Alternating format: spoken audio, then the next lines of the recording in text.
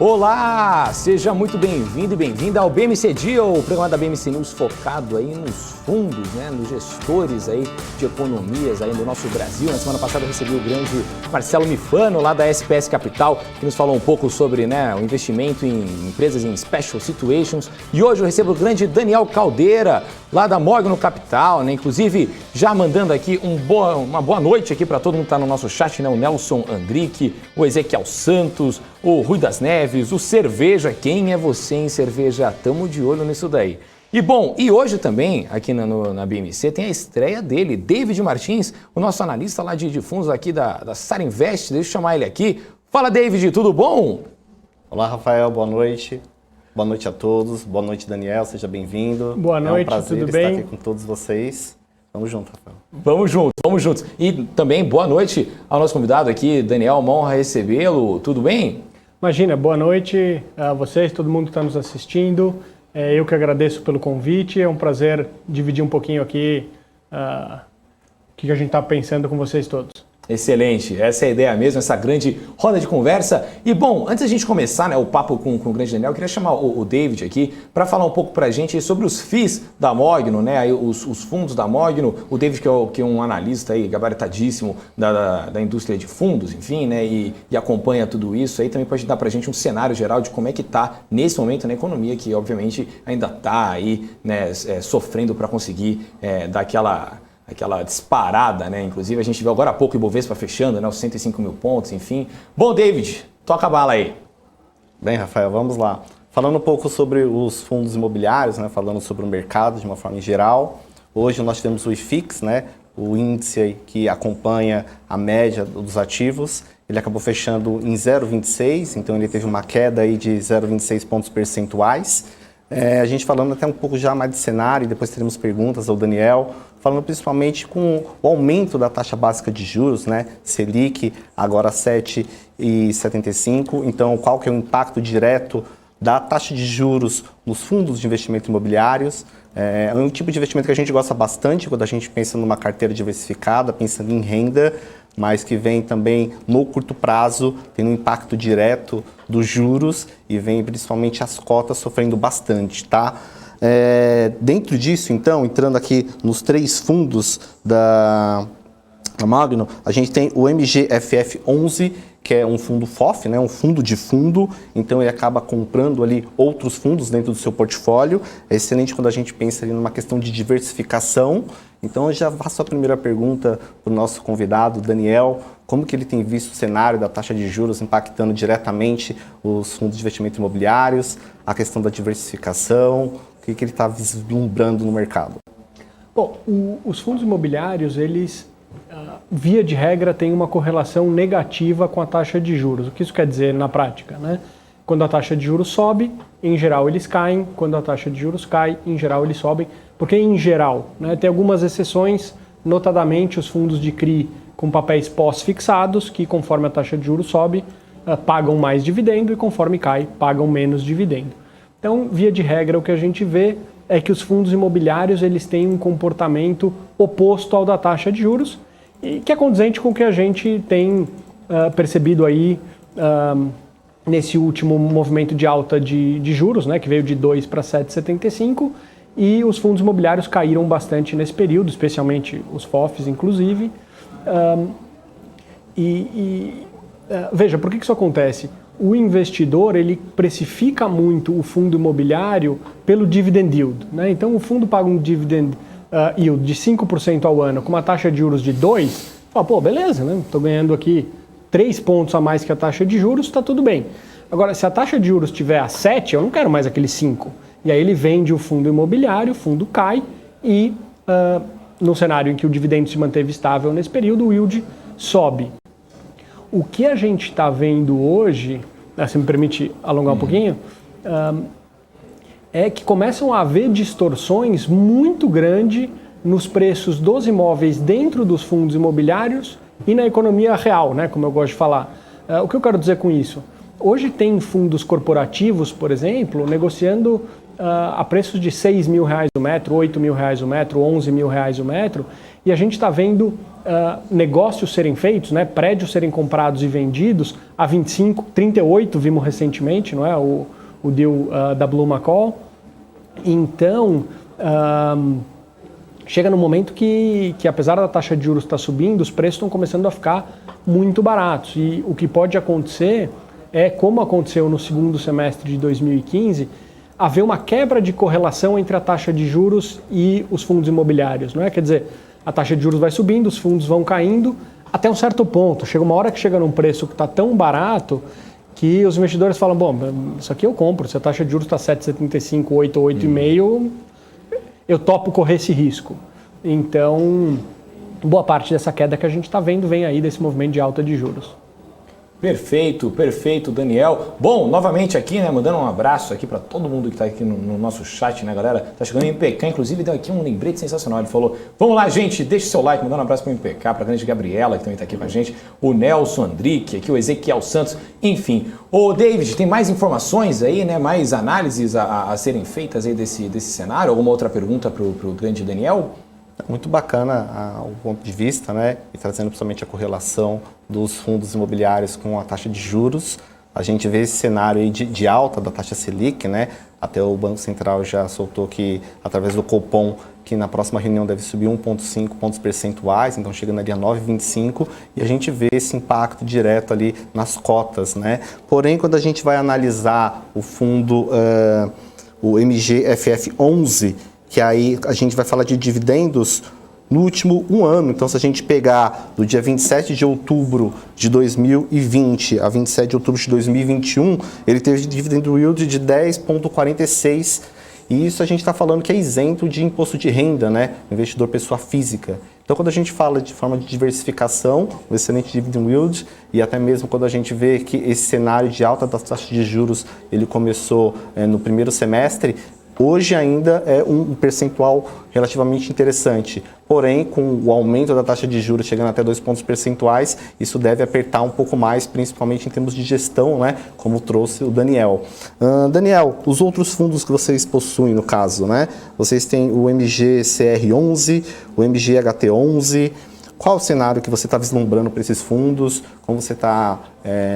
pode falar em termos de investimento, seria um bom momento para fazer aporte? Ou é melhor esperar um pouco mais? Como que você vislumbra isso? Olha, só fazer uma observação, né? Quer dizer, o que o investidor tem que lembrar é que quando ele está na renda fixa, está em CDI, ele vai receber aquela taxa corrente, né? Hoje estamos falando de 7,75, talvez chegue em 9, 10, o que quer que seja, mas é isso. Quando o investidor compra um fundo imobiliário, além do yield, muitas vezes tem um potencial de valorização, né? Então, vamos dizer, é injusto olhar só o yield de um contra o outro, lembrando, como você falou, que tem a isenção. Agora, hoje a gente vê os fundos imobiliários negociando com grandes descontos, depois a gente pode elaborar um pouquinho mais sobre isso.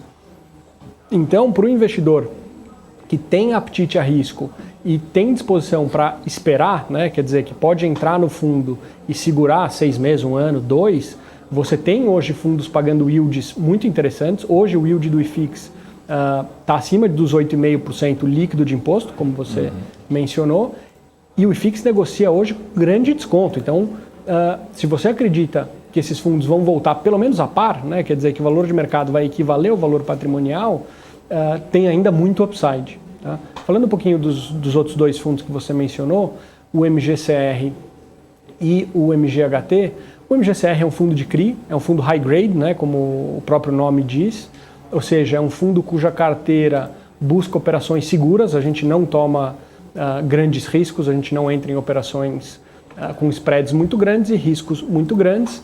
É um fundo que vem entregando um resultado condizente com o risco da carteira, né? Quer dizer, ele não paga a mesma coisa que esses fundos high yield, mas tem um risco muito menor. Hoje ele negocia cerca de 9% de deságio sobre o valor patrimonial, então tem uma margem de segurança muito interessante aí para quem tem interesse em fundos de CRI. O MGHT é um case muito diferente, é um case bastante fora do usual. Ele é um fundo de hotéis E você me permite contar um pouquinho a história, tomar um tempinho? Claro. A gente passou por uma crise muito grande no mercado imobiliário, que ali em 2017 e 2018 a gente falou, poxa, isso aqui vai virar, né? Vamos entrar num ciclo positivo. De fato, foi o que a gente viu em 18 e 19 de uma forma muito intensa. E na nossa visão, isso ia continuar. Em 2020 veio a pandemia, lógico, todo mundo sabe o que aconteceu, mas ao longo de 2019 a gente falou, poxa, esse ciclo imobiliário agora a gente vai pegar uns anos interessantes. Qual é o segmento do mercado imobiliário que mais se beneficia de um ciclo positivo? E é o segmento hoteleiro. A gente falou, bom, legal, vamos fazer um fundo de hotéis. O grande problema é que a lógica tradicional desse mercado é o operador recebe um percentual da receita do hotel e o proprietário do imóvel fica com o que sobrar, seja lucro ou seja prejuízo. Falou, poxa, isso aqui é muito complicado para o cotista de fundo imobiliário, porque é um cotista que quer muita renda, né? Se a gente passa por um momento ruim, como é que o fundo não vai pagar nada? Então, a gente estruturou um fundo que começou com uma parceria com uma rede de hotéis chamada Celina, e esse fundo ele inverte essa lógica. Primeiro que ele mistura tijolo, né? A gente é proprietário de imóveis que a gente loca para a Celina, com CRIs. A gente emite CRIs para a Celina, ela pega esse dinheiro, reforma propriedades de terceiros e opera. Então, o fato de ter CRI já garante uma proteção muito grande num cenário ruim, e em todas as propriedades que a gente é proprietário, a gente sempre tem um aluguel mínimo além de um aluguel percentual. Então, se o hotel dá prejuízo, a gente garante para o cotista o aluguel mínimo, né? Garante, né? Partindo do princípio que a Celina pague. E imagina a nossa surpresa quando a gente capta um fundo de hotéis em dezembro de 2019, e em março vem o Covid, a gente olhou um para a cara do outro, eu e os meus sócios, e falamos, bom, isso aqui vai ser a maior dor de cabeça que a gente já teve na vida. E foi? Não foi. Não foi? Não foi. A gente ligou pro Raf, né? Um dos fundadores da Celina, falou, bom, Raf, e aí, né? O que a gente faz? Falou, meu, não sei nem porque você está me ligando, agora é a hora que a gente vai comprar hotel barato pra caramba, acelera, vamos em frente, fica tranquilo, eu não quero renegociar nada, toca o barco. E, inclusive, é o único fundo de hotéis que em nenhum momento parou de pagar dividendos durante a pandemia. A gente trouxe até um gráfico, se vocês quiserem, vocês puderem colocar aqui, dos dividendos do MGHT acumulados aí ao longo desse período. Vamos colocar. E então, quer dizer, veja, ali a partir de março, fevereiro, março de 2020, todos os outros fundos de hotéis, eles param de pagar dividendo. A gente, como o fundo tinha sido captado nesse momento, estava alocando capital, e aí uma vez que o fundo começa a pagar dividendo, ele segue e não para mais, justamente por essa estrutura de misturar CRI e aluguel mínimo que a gente vem recebendo todos os meses sem qualquer problema. E aí você fala, poxa, mas e a Celina, o risco da Celina, como essa empresa está nesse mercado super desafiador? A Celina é uma empresa super dinâmica, super rápida, eles foram muito ágeis no sentido de ajustar os custos administrativos e focar em expansão, aproveitar para comprar hotéis baratos, expandir de forma inteligente. A gente trouxe aqui um gráfico também, se vocês puderem mostrar, da receita da Celina pré e pós pandemia. Então, vocês veem aqui que antes do Covid ela chegou a faturar 7,7 milhões de dólares por mês, já bateu quase 10, projeção de chegar em 11 em dezembro, quer dizer, a empresa está muito bem, se recuperou muito rápido, então a gente fica super confortável com o risco de crédito. E aí, falando um pouquinho do fundo, da perspectiva do fundo, o fundo, evidente, sofreu, né? A gente está pagando, apesar da gente seguir pagando dividendo, a gente está pagando menos do que a gente tinha previsto, tanto em 2020 quanto em 2021. O fundo está negociando aí na casa de R$ 92 a cota. E o que frustrou a gente um pouco nesse período é que é um momento espetacular para a gente comprar bons hotéis, mas o mercado está muito a risco, é muito difícil fazer uma emissão hoje, né? Felizmente esse fundo tem uma base de cotistas extremamente qualificada. A gente conseguiu fazer duas ofertas, né? Uma entre dezembro e janeiro de 2020 e outra agora no meio do ano. Então a gente conseguiu aproveitar esse momento ainda, mas no final o nosso plano de fazer uma oferta 400 foi postergado. Então as três ofertas do fundo foram ofertas restritas, e com isso é um fundo que infelizmente tem uma liquidez muito pequena ainda, mas é um produto que a gente gosta bastante. E qual que você acha que é o trigger aí para conseguir puxar a liquidez, né, pro fundo? Porque, em teoria, né, eu até já entrevistei alguns outros gestores, obviamente, né, de fundos imobiliários, também, o grande David também conhece, e inclusive eu lembro quando eu entrevistei o Moise Politi, né, enfim, né, lenda do mercado de fundos imobiliários, enfim, os primeiros. Pai de um dos fundos mais antigos que tem. Exatamente. E ele me disse, eu lembro que ele até me disse, ele falou, cara, não é só dividendo que vive um fundo, né? O fundo, ele tem alguns outros fatores para conseguir puxar a liquidez, porque, né, eu até perguntei para ele, falei, cara, como é que você conseguiu manter, né, um nível de dividend yield alto, né, em papéis que custavam R$90, R$95, enfim. E aí ele me disse que, né, algumas outras coisas, como por exemplo até mesmo o nome do fundo ser falado cada vez mais no mercado e gerar um certo hype, afinal a gente está no mercado financeiro, então muitas pessoas compram até mesmo no boato e vendem no fato. O que você acha que é o trigger, então, que a Mogno está esperando para esse fundo para conseguir puxar a liquidez aí para os próximos anos, né, no médio e longo prazo, para conseguir deslanchar nesse sentido? O grande problema desse fundo, na verdade, é uma coisa muito boa que ficou ruim, né? Quer dizer, quando a gente fez a primeira oferta desse fundo, a gente fez uma oferta restrita. Quem entrou nessa oferta foram investidores institucionais grandes e algumas pessoas físicas muito próximas da Mogno também muito grandes, investidores profissionais, né? Uma oferta restrita. E no meio da pandemia, a gente também só conseguiu fazer 2 ofertas restritas, que basicamente foram tomadas por esses primeiros investidores institucionais, né? Fundos imobiliários, fundos de fundos e algumas pessoas físicas muito grandes. Então, o fundo está concentrado na mão de muito pouca gente. Então, não tem liquidez, né? E o fato da gente só ter feito ofertas restritas e ainda não ter feito um prospecto e tal, faz com que o fundo ainda seja para investidores qualificados. Então, nossa ideia é, assim que o mercado permitir, que a janela abrir, as pessoas perceberem que o turismo está recuperando de uma forma muito vigorosa, é fazer uma oferta pública, né? Uma oferta 400, com isso a gente consegue aumentar bastante a base de cotistas e isso deve trazer mais liquidez. Entendi. E isso deve ser o quê? Ali, médio prazo, no próximo ano, a expectativa? Olha, certamente esperamos que sim, mas quem dá esse timing é muito mais o mercado do que a gente. Entendi, então... entendi. David, tem alguma pergunta aí? Alguma coisa que você gostaria de acrescentar à conversa? Trazendo até mesmo a questão assim, dos desafios que vem enfrentando os investimentos em renda variável, né? Então a gente viu a pandemia que afetou diretamente os ativos.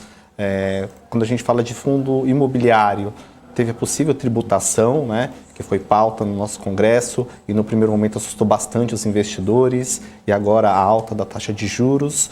Mas em termos de perspectivas, Daniel, como que você está vislumbrando aí os próximos anos, os próximos desafios para fundos de investimento, para a renda variável como um todo no nosso país? Olha, o Brasil é isso que a gente está vivendo, né? Eu acho que é ilusão imaginar uma coisa muito diferente. É caos político, é bagunça, é falta de regra. Temos todas aquelas frases que todo mundo conhece, né? Até o passado é incerto, Sim. Previsão é difícil, principalmente do futuro, aquelas coisas.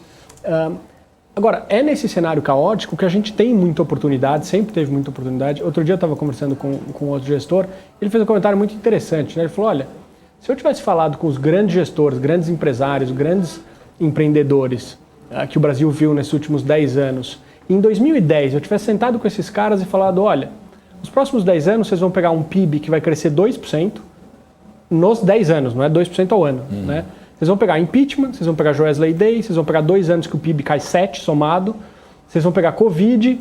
Eu falo, 99% desses caras ia ter ido para casa, falando, não vou fazer nada, vou deixar meu dinheiro aqui investido fora e tô tranquilo. E nesses 10 anos caóticos que a gente passou, grandes empresas foram feitas, grandes fundos foram feitos, grandes rentabilidades foram obtidas, né? E especialmente o mercado imobiliário, ele é um mercado muito cíclico. Então, quer dizer, passa por anos de alta, anos de baixa. A gente estava começando um ciclo de alta muito interessante quando veio o Covid, deu um pouco uma bagunçada no cenário. E hoje a gente tem uma situação que, na minha visão, é muito parecida com 2015. Né? Final de 2015, começo de 2016, foi quando a gente teve, antes desse momento atual, o pior momento dos fundos imobiliários. E evidente que era um cenário muito diferente do que a gente tem hoje, mas guarda muitas semelhantes. Muito pouca visibilidade política. economia indo muito mal, juros sofrendo um ciclo de alta. E a gente via os fundos imobiliários negociando a preços muito descontados, como a gente vê hoje, inclusive com negócios saindo na economia real muito mais caros, né? Da mesma maneira que hoje eu comentei, temos fundos negociando a 6, 7, 8, 11 mil reais o metro, alguns 20, evidente, mas e a gente vê negócios saindo na economia real a 25, 38. Teve um momento em 2015 que foi engraçado, porque o Terra ele negociava a 6.700 mil reais o metro, e o Terra ele tem 5 andares do prédio, né? E enquanto o fundo negociava nesse preço, a Barzel comprou alguns andares do prédio por 11 mil. Então você fala, poxa, não é que é um ativo parecido, não é que... É o mesmo prédio, é o mesmo ativo, né? E você comprava um fundo imobiliário muito mais barato do que a economia real. E hoje a gente vê muito investidor falando, poxa, mas ano que vem tem eleição, poxa, a inflação não sei quando volta, a taxa de juros vai continuar subindo. Todas as incertezas semelhantes ao que a gente tinha em 2015. É justamente por essa falta de visibilidade e esse monte de insegurança que a gente tem que surgem essas oportunidades tão boas que a gente está vendo hoje.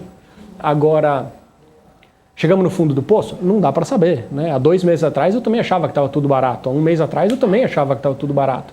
Então, e essas são oportunidades para aquele investidor que quer comprar ativos baratos, com margem de segurança, mas não está preocupado com uma volatilidade de curto prazo, né? O investidor que quiser aproveitar essas oportunidades tem que usar um recurso que não é um dinheiro que vai ser usado no curto prazo, que não é uma reserva de emergência e que está disposto a esperar, que seja 3 meses, 6 meses, 1 ano, 2 anos, para ver esses fundos voltarem para par, voltarem eventualmente a negociar a prêmio e capturar uma valorização desses ativos. E uma coisa que é muito interessante é que muitas vezes a gente olha ativos baratos e fala, bom, isso aqui está negociando com, por hipótese, 30% de deságio. Fala, bom, se esse negócio levar 5 anos para voltar a par, eu perdi dinheiro, né? Quer dizer, eu podia estar investido a 7,75, estou nesse negócio aqui que não me paga nada, demorou muito para subir, perdi dinheiro.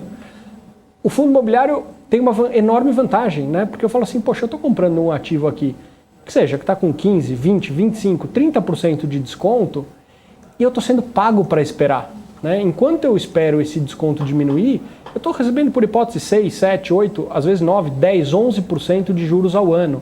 Então, vamos dizer assim, para mim é uma espera muito confortável, né? Eu fico muito tranquilo de comprar um tijolo por um preço muito abaixo do custo de reposição, sendo mais remunerado que a taxa de juros por isso. Então, para o investidor que tem apetite, eu acho que tem oportunidades excelentes hoje no mercado. De novo, eu teria dito isso há 2 meses atrás e hoje estariam mais baratas. Perfeito. Antes de a gente continuar aqui com o nosso papo, né? Inclusive, eu tô achando super bacana esse papo aqui, essa dinâmica. Inclusive, tem pergunta do chat. Queria dar uma notícia aqui em primeira mão, né? De última hora, sobre o Auxílio Brasil. O Auxílio Brasil em Brasília, no Ministério da Cidadania, afirmou à TV Globo que pretende começar a pagar o Auxílio Brasil, que é o substituto do Bolsa Família, já no mês de novembro. E o Brasil começa a ser pago em novembro com reajuste de 20%. O valor mínimo de R$400 vai ficar então para dezembro. Em novembro ainda não será possível depositar a complementação temporária, que levará todos os benefícios para no mínimo R$400 por família, que esse valor então deve ser atingido apenas em dezembro. E o Ministério afirmou, no entanto, que em dezembro também pretende pagar o valor retroativo da complementação, que seria feita em novembro. E a gente acompanha aqui no BMC News também toda essa questão em relação ao teto de gastos, será que vai entrar então ou não no teto de gastos, como é que a Bolsa vai responder amanhã, enfim, a gente continua aqui. O Daniel e David, tem uma pergunta muito boa aqui, do grande MPK, uma pergunta mais geral. Ele fala o seguinte: tenho dificuldades de escolher os fundos. As ações, eu conheço as empresas. Só que o que a gente deve então olhar primeiramente, já que não conhecemos os gestores pessoalmente, e o dividendo de hoje pode não ser o mesmo dividendo de amanhã, no caso dos FIIs. Eu queria saber quem gostaria de começar falando aí, seu Daniel. Eu vou dar preferência para o nosso convidado. O nosso convidado, Daniel, por favor. Tá bom, por favor, Daniel, manda bala. Olha, o mercado de fundo imobiliário, ele é um mercado extremamente transparente, né? É difícil a gente encontrar o nível de abertura dos gestores, dos relatórios gerenciais em outros tipos de investimento. Fundos de ações abrem a carteira, às vezes abrem com 90 dias de atraso e tal. Os fundos imobiliários, você olha os relatórios, tem as posições, tem as estratégias, contam o que estão fazendo. Infelizmente, a gente que é gestor não tem como dar atenção para todos os cotistas de forma individual, né? Um dos nossos fundos tem 51 mil cotistas. Imagina só o tempo que isso ia tomar. Como é que a gente tenta compensar? Fazendo lives, fazendo relatórios muito completos, muito transparentes, se expondo, respondendo perguntas. Em geral, em lives, em eventos, sempre quem está assistindo tem oportunidade de fazer perguntas. Então, o que eu recomendaria, desculpa o nome, não perdi o nome de quem fez a... MPK. MPK. O que eu recomendaria ao MPK é procurar as lives, é ler os relatórios, é ver se os gestores entregam o que eles falam que vão fazer nos relatórios. E veja, entregar o que falam que vão fazer não é preço de cota, né? Quer dizer, porque isso o gestor não controla. O gestor falou que ia fazer uma emissão em tais condições, ele fez ou fez pior? O gestor falou que ia locar em tanto tempo, ele conseguiu locar? Né? O gestor fez uma captação de recursos, falou que ia locar em X meses, conseguiu locar em X meses? Então, de fato, há necessidade de um trabalho, né? Você tem que se dedicar, tem que estudar um pouco, tem que ler os relatórios, ver as lives, mas, em geral, é um mercado muito transparente que, com esse trabalho, você consegue uma grande quantidade de informações. E aí, os gestores têm estilos muito diferentes, muitas vezes, não é? Então, é importante achar um gestor com quem você se sente confortável. Você tem fundos corporativos parecidos com gestões em estilos totalmente diferentes, fundos de fundos com gestões totalmente distintas.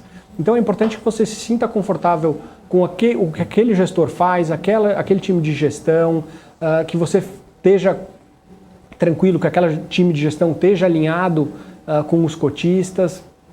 Então tem uma série de coisas importantes aí de olhar, mas é um mercado onde é muito fácil buscar esse tipo de conhecimento. Outra alternativa, evidente, é ter um assessor, um banqueiro, alguém te auxiliando que você confia e que faça esse trabalho para você. E também assista o BMC Deal aqui, né? Que a gente tem esse espaço abertaço aqui para você poder perguntar aí o que quiser, inclusive quem quiser sugerir gestores que a gente vá atrás, enfim, economistas, mandem no chat aí que a gente corre, a nossa produção sensacional corre atrás. David, manda bala. Bem, complementando, né, excelente a posição do Daniel, né, as questões que ele abordou. A gente vê que assim, a análise de um fundo de investimento imobiliário, ela requer trabalho, requer estudo, né?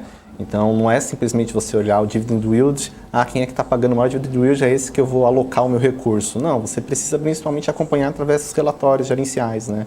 Então, sempre você vai acessar o site daquela gestora, no site daquela gestora você vai conseguir ter acesso a esses documentos, comparar com seus devidos pares, né? E até mesmo, como o Daniel bem mencionou, existem até gestoras que vão ter um fundo FOF, que é um fundo de fundo, mas a gestão vai ser totalmente distinta, então precisa ter aí esse olhar, né? Porque não pode, assim, qual que é o par exato daquele ativo.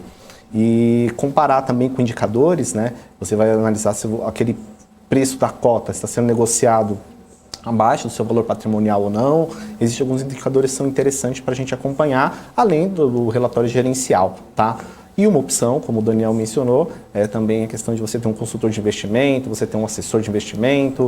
Então, eu faço parte da equipe da Sara Invest, sou um consultor de investimento que está na CVM. Nós temos casas de análise que você pode ter relatórios. Então, esse trabalho pesado de um relatório gerencial, indicar se aquele ativo é para você comprar ou não, para você alocar o seu recurso ou não. Várias casas de análise você também tem acesso a esses relatórios que vai fazer esse trabalho já mastigado ali para o investidor simplesmente fazer o aporte. Então, essas seriam as minhas recomendações. Sensacional, David, sensacional. Bom, gente, já estamos chegando aqui ao final do nosso programa, o BMC Deal. Queria, primeiramente, agradecer aqui a participação do grande Daniel Caldeira, que veio aqui à BMC News, enfim, conheceu aqui os nossos estudos. Muito obrigado, viu, Daniel? E seja sempre muito bem-vindo quando quiser voltar, não só no BMC Deal, como em toda a grade de programação da BMC News, tá certo? Imagina, é um prazer. Sempre que vocês quiserem convidar, vai ser muito bom a gente participar aqui e dividir um pouquinho do que a gente está fazendo com todos vocês. Sensacional, então eu já estou ansioso para a próxima. E David, muito obrigado, viu, pela sua participação aqui no BMC Deal. Espero que seja a primeira também de muitas aí, que espero te ver várias vezes aqui no BMC Deal, não só no Deal, mas com toda a nossa grade de programação também da BMC News, tá certo? Bem, Rafael, muito obrigado a todos que estiveram assistindo, muito obrigado ao Daniel, parabéns pelos ativos e é sempre um prazer, sempre que precisar à tua disposição, vamos juntos. Perfeito, então, muito obrigado aí a vocês dois e também o nosso agradecimento especial àqueles que mais importam, a nossa audiência. Então, muito obrigado aí. Vocês podem continuar nos acompanhando no nosso portal www.bmcnews.com.br e nas nossas redes sociais, @bmc.news. Eu vou ficando por aqui, amanhã eu volto às 4 horas da tarde em edição especial do Top News com a grande Hanna Beltrão para a gente acompanhar esse fechamento do mercado. Será que esse mercado vai estar de bom humor amanhã? Vai estar em ritmo de sextou? Vamos torcer para isso. Então, boa noite a todos, se cuidem e até mais. Tchau, tchau!